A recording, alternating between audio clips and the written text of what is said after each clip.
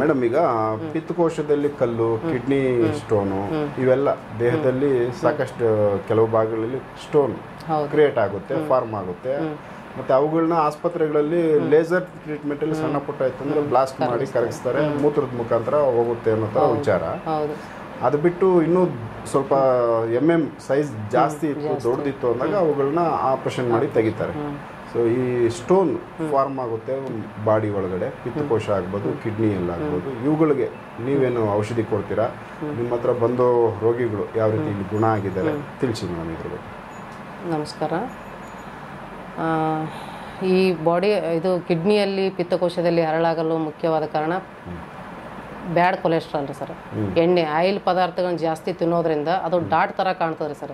ಅದು ಪಿತ್ತಕೋಶದಲ್ಲಿ ಹೋಗಿ ಅದನ್ನ ಕಾಣಿಸ್ಕೊಳ್ತದ್ರಿ.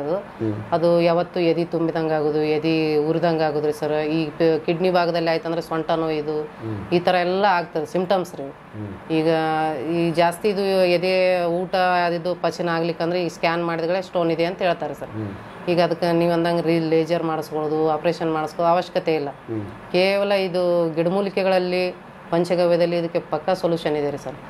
ಇದು ಕಲ್ಲರಿವೆ ಬೇರು ಅಂತೇಳಿ ಒಂದು ಬೇರು ಬರ್ತದೆ ರೀ ಸರ್. ಕಲ್ಲು ಅರಿವೆ ಅಂದ್ರೆ ಕಲ್ಲು ಅರಿಯುವುದ್ರಿ ಇದು ಕೆಲಸ. ಈ ಬೇರನ್ನು ನೀವು ಬೆಳಗ್ಗೆ ಒಂದು 5 ಗ್ರಾಮ್ನಷ್ಟು ಸರ್. ಇದನ್ನ ಹುರುಳಿ ಕಾಡ ಅಂತ ಬರ್ತದ್ರಿ. ಹುರುಳಿ ಅಂತ ಬರ್ತಾವಲ್ರಿ, ಹುರುಳಿ ಒಂದ್ ಸ್ವಲ್ಪ ಬಿಸಿ ಮಾಡಿ ಬೀಸ್ಕೊಂಡು ಅದ್ರ ಗಂಜಿಯಲ್ಲಿ ಇದನ್ನ ಒಂದು 5 ಗ್ರಾಮ್ ಹಾಕೊಂಡು ಒಂದು 21 ದಿನ ಕರೆಕ್ಟಾಗಿ ಕುಡಿದ್ರಿ ಸರ್. 20 mm ಗಂಟನೂ ಇದ್ದ ಕಲ್ಲು ಕರಗಿ ಸಂಪೂರ್ಣವಾಗಿ ನೀವು ಬೇಕಾದ್ರೆ ಅದರಿಂದ ತೊಂದರೆ ಇದ್ದದ್ದು ವಾಸಿ ಆಗ್ತದ. ಇಲ್ಲ ನೀವು ಕನ್ಫರ್ಮ್ಗೋಸ್ಕರ ಸ್ಕ್ಯಾನ್ ಮಾಡಿಸ್ಕೊಂಡ್ರು ಜೀರೋ ಅದರಿಂದ. ಎಂತ 20 mm ಗಂಟ 15 mm ಗಂಟ ಇದ್ದವ್ರಿಗೂ ನಾವು ಔಷಧಿ ಕೊಟ್ಟು ಇದನ್ನು ಸಂಪೂರ್ಣವಾಗಿ ಇದರಲ್ಲಿ ವಾಸಿ ಮಾಡಿದೆ. ಇದ್ರ ಜೊತೆಗೆ ಕೆಲವೊಂದು ಗುಳಿಗೆಗಳು ಇರ್ತಾವ್ರಿ ಸರ್. ಇದು ಕಲ್ಲರಿವೆ ಅರ್ಕ ಅಂತೇಳಿ ಒಂದು ಅರ್ಕ, ಇದನ್ನ ಈ ಗಿಡಮೂಲಿಕೆ ಹಾಕಿ ತೆಗಿತೀವಿ ರೀ. ಅದ್ರ ಜೊತೆಗೆ ಕೆಲವೊಂದು ಒಟಿಗಳು, ಕೆಲವೊಂದು ಗುಳಿಗೆಗಳು ಮಾಡ್ತೀವ್ರಿ ಸರ್. ಇವು ತಗೊಳ್ಳೋದ್ರಿಂದ ಸಂಪೂರ್ಣವಾಗಿ ದೇಹದಲ್ಲಿ ಮೊದಲು ಪಿತ್ತಿನಂಶ ಕರಗಿಸ್ತೀವ್ರಿ ಸರ್. ಇದ್ರ ರೀಸನ್ ಬಂದ್ಬಿಟ್ಟು ಪಿತ್ತದ ಸಮಸ್ಯೆ ಇದು. ದೇಹದಲ್ಲಿ ಪಿತ್ತ ಜಾಸ್ತಿ ಉಲ್ಬಣ ಆದಾಗ ಈ ತರ ದೇಹದಲ್ಲಿ ಕೆಲವೊಂದು ಡಾಟ್ಗಳು ಕಾಣಿಸ್ಕೊಳಕ ಅವು ಫಿಲ್ಟರ್ ಆಗೋ ಜಾಗದಾಗ ನೋಡ್ರಿ. ಇವತ್ತು ನಾವು ಕಿಡ್ನಿ ಭಾಗದಲ್ಲಿ ಅದು ನಮ್ಮ ಫಿಲ್ಟರ್ ಕೆಲಸ. ಅಲ್ಲಿ ಹೋಗಿ ಕುಂತಾಗ ನಮ್ಗೆ ಸೊಂಟಕ್ಕೆ ಅದು ತ್ರಾಸ ಮಾಡಕ್ ಚಲೋ ಮಾಡ್ತಾರೆ. ಸೊಂಟ ನೋಯ್ದು, ಸೊಂಟ ಬಿಗದಂಗೆ ಆಗೋದು, ಈ ಗ್ಯಾಸ್ಟ್ರಿಕ್ ಆಗೋದು ಜಾಸ್ತಿ. ಕೆಲವೊಮ್ಮೆ ಗ್ಯಾಸ್ಟ್ರಿಕ್ ಆಗಿ ನೀವು ಭಾಳ ಬೆವ್ರು ಬರೋದು, ಲಾಸ್ಟ್ 20-18 ಆದಾಗ ತೊಂದರೆ ಅನುಭವಿಸ್ತಾರೆ. ಅಂಥವ್ರು ಕೂಡ ಬಂದು ನಮ್ಮ ಹತ್ರ ಮೆಡಿಸಿನ್ ತಗೊಂಡು ಕರೆಕ್ಟಾಗಿ 21 days ಮೆಡಿಸಿನ್ ರೀ. ಕಲ್ಲಿನ ಸಲಿಂದ ಹರಳಿನ ಸಂಬಂಧ ರೆಡಿ ಮಾಡಿರೋದ್ರಿ. ಈ ಹುರುಳಿ ಕಾಡಾದಲ್ಲಿ ತಗೊಳ್ಳೋದ್ರಿಂದ ಕಿಡ್ನಿ ಪಿತ್ತದ ದೋಷ ಮಾಡ್ತದ್ರಿ. ಹುರುಳಿ ಗಂಜಿ, ಹುರುಳಿ ಸೇಮ್ ನೋಡಕ್ಕೆ ನಮಗೆ ಹುರುಳಿ ಕಿಡ್ನಿ ಶೇಪ್ ಇರೋದ್ರಿಂದ ಅದು ನಮಗೆ ಫಿಲ್ಟರ್ ಕೆಲಸ ಚೆನ್ನಾಗಿ ಮಾಡ್ತದ್ರಿ. ಆದ ಕಾರಣ ಇದನ್ನ ಅದರಲ್ಲಿ ತಗೊಳ್ಳೋದು. ಕೆಲವೊಂದು ಕೆಲವೊಂದು ಮೆಡಿಸಿನ್ಗಳಿದೆ ಸರ್ ಇದ್ರ ಜೊತೆ. ಈ ಗಂಜಿಯಲ್ಲಿ ನಾವು ಆಕಳು ತುಪ್ಪ ಬೆರೆಸೋದ್ರಿಂದ ಪಿತ್ತ ಕಮ್ಮಿಯಾಗಿ ಬೇಗ 1 ವಾರದಲ್ಲಿ ಕಮ್ಮಿ ಆಗ್ತದೆ, 4 ದಿನದಲ್ಲಿ ಕಮ್ಮಿ ಆಗೋದ್ರಿ. ಜಾಸ್ತಿ ಇದು ಗೋವಿನ ತುಪ್ಪನೂ ಬಳಸ್ಬೋದು. ಆ ಗಂಜಿಗೆ ಹಾಕೊಂಡು ಕುಡಿಯೋದ್ರಿಂದ ಈ ಚೂರ್ಣ, ತುಪ್ಪ, ಗಂಜಿ ಇಷ್ಟು ಮಾಡ್ಕೊಳ್ಳೋದು. ಇಲ್ಲ ನಿಮ್ಗೆ ಇಷ್ಟು ಮಾಡ್ಕೊಳಕ್ಕಾಗಿನೂ ನಿಮ್ಗೆ ಅದಕ್ಕೆ ಪರಿಹಾರ ಅನ್ನಿಸ್ಲಿಕ್ಕಂದ್ರೆ ಕೆಲವೊಂದು ಅದಕ್ಕೆ ರಿಲೇಟೆಡ್ ಔಷಧಿಗಳಿವೆ. ಇದ್ರ ಜೊತೆಗೆ ಜಾಸ್ತಿ ಪ್ರಮಾಣ ಸ್ಟೋನ್ ಪ್ರಮಾಣ ಜಾಸ್ತಿ ಆಗಿತ್ತು ನಿಮಗೆ, ಅದು ನಿಮ್ಗೆ ಮಾಡ್ಕೊಳಕ್ಕಾಗ್ಲಿಕ್ಕಂದ್ರೆ ಕೆಲವೊಂದು ಮೆಡಿಸಿನ್ಗಳು ಮತ್ತು ಅಲ್ಟರ್ನೇಟ್ ಅದಾವ, ಮಾಡ್ಕೋಬೋದು. ಎಷ್ಟು ವರೆಗೂ ಇದನ್ನ ಕರಗಿಸ್ಬೋದು?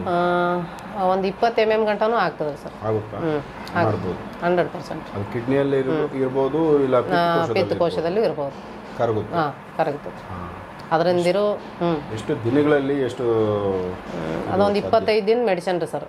25 ದಿನ ಮೆಡಿಸಿನ್ ಒಳಗೆ ಕರೆಕ್ಟಾಗಿ ಅವ್ರು ನಾವು ಹೇಳಿದ ಥರ ಪಥ್ಯಕ್ರಮ ಜೊತೆ, ಪಥ್ಯಕ್ರಮ ಮೇನ್ ಮುಖ್ಯ ರೀ ಸರ್. ಇದ್ರೊಳಗೆ ಕ್ಯಾಲ್ಸಿಯಂ ಅಂಶ ಜಾಸ್ತಿ ಇರೋ ಆಹಾರಗಳ ಸೇವನೆ ಮಾಡಬಾರ್ದ್ರಿ. ಇದು ತಗೊಳಗ್ರಿ ಹಸಿರು ತರಕಾರಿಗಳಲ್ಲಿ ತಿನ್ನುವಾಗಿಲ್ಲ. ಈ ಔಷಧಿ ಸೇವನೆ ಒಳಗೆ ಮಜ್ಜಿಗೆ ಮೊಸರು ಉಣ್ಣುವಾಗಿಲ್ಲ ಸರ್, ಊಟ ಮಾಡುವಾಗಿಲ್ಲ. ದೇಸಿ ಆಕಳು ತುಪ್ಪ ಒಂದು, ನಾರ್ಮಲ್ ಊಟ, ಮಾಂಸಾಹಾರ ಸೇವನೆ ಇಲ್ಲ. ಕಾಳಿನ ಪಲ್ಯ ಯಥೇಚ್ಛವಾಗಿ ಊಟ ಮಾಡಿ, ದ್ವಿದಳ ಧಾನ್ಯದ್ದು ರೊಟ್ಟಿ ಅದು ಈ ಥರ ಊಟ ಮಾಡಿ ಔಷಧಿ ತೊಗೊಂಡಿದ್ದೆ ಆದಲ್ಲಿ ಒಂದು 20-21 ದಿನದಾಗ ಇದು ಹಳ್ಳ ಸಂಪೂರ್ಣವಾಗಿ ಕರಗ್ತದೆ. ಕ್ಯಾಲ್ಸಿಯಂ ಅಂಶ ಈಗ ಮಜ್ಜಿಗೆ ಮೊಸರು ಹೀಟ್ ಆಯಿತು, ಗ್ಯಾಸ್ಟ್ರಿಕ್ ಆಯ್ತು ಅಂತ ಮಜ್ಜಿಗೆ ಮೊಸರು ಕುಡಿತಾರೆ.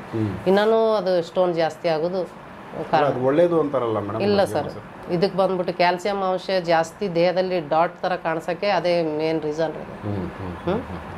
ಪಿತ್ತ ಆಗಿಸ್ಬಾರ್ದು ಅಂತಂದ್ರೆ ನಾವು ಕಾಳುಗಳ ಪಲ್ಯ ಜಾಸ್ತಿ ತಗೊಂಡು ಈ ಔಷಧಿ ಸೇವನೆಯಾಗಿ ಹೇಳ್ತೇನೆ ರೀ. ಈ ಔಷಧಿ ಕಂಟ್ರೋಲಿಗೆ ಬರ್ಬೇಕಾದ್ರೆ ಪಥ್ಯಕ್ರಮನೂ ಮೇನ್. ಕ್ಯಾಲ್ಸಿಯಂ ಅಂಶ ಇರೋ ಆಹಾರಗಳು ಸೇವನೆ ಮಾಡಂಗಿಲ್ಲ. ಈಗ ನೀವು ಫ್ರೈ ಮಾಡಿ ಬಸ್ದ್ಬಿಟ್ಟು ಅದನ್ನು ಮತ್ತೆ ಫ್ರೈ ಮಾಡಿ ತಿನ್ಬೋದು. ನೀವು ಈ ಹಸಿರು ಕಾಯಿಪಲ್ಯಗಳನ್ನ ಒಂದು ಉಗಿ ಕುದಿಸಿ ಸೋಸಿ ಮೇಲ್ಗಡೆ ನೀವು ಬೇಕಾದ್ರೆ ಪಲ್ಯ ಊಟ ಮಾಡ್ಬೋದು. ಅದರಲ್ಲಿರೋ ರಸ ಅದು ಕುಡಿಯೋಗಿಲ್ಲ. ಹಾಲು ಮೊಸರು ಇವೆಲ್ಲ ಹೆವಿ ಕ್ಯಾಲ್ಸಿಯಂ ಇರ್ತದೆ, ತೊಗೊಳಂಗಿಲ್ಲ ರೀ. 21 ದಿನ ಮಾತ್ರ. ಆಮೇಲೆ ನೀವು ನಾರ್ಮಲ್ ಆಗಿ ಊಟ ಮಾಡ್ಬೋದು, ತಗೋಬೋದು.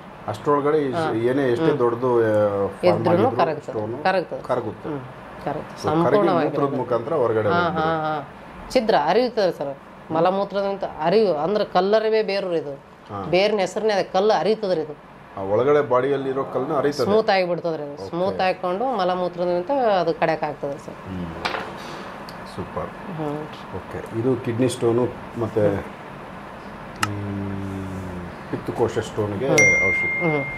ದೇಹದ ಯಾವುದೇ ಭಾಗದಾಗಿದ್ರು ಒಂದೇ ಮೆಡಿಸಿನ್ ರೀ ಸರ್. ಇದನ್ನೇ ಕಿಡ್ನಿ ಒಳಗಾದ್ರೂ ಅಷ್ಟೇ, ಇವತ್ತು ಪಿತ್ತಕೋಶದಾಗಿದ್ರು ಅಷ್ಟೇ. 25 ದಿವಸದ್ದು 25 ದಿನ ಕೋರ್ಸ್ ಇದು ಮಾಡ್ತೀವಿ ಅಂದ್ರೆ ಆ ಪಥ್ಯಗಳು ನೀಟಾಗಿ ನೋಡ್ಕೊಂಡು ಪಥ್ಯ ಮೇನ್ ರೀ ಸರ್. ಸರಿ, ನೆಕ್ಸ್ಟ್ ಬೇರೆ ವಿಚಾರ ತಗೊಳ್ಳೋಣ.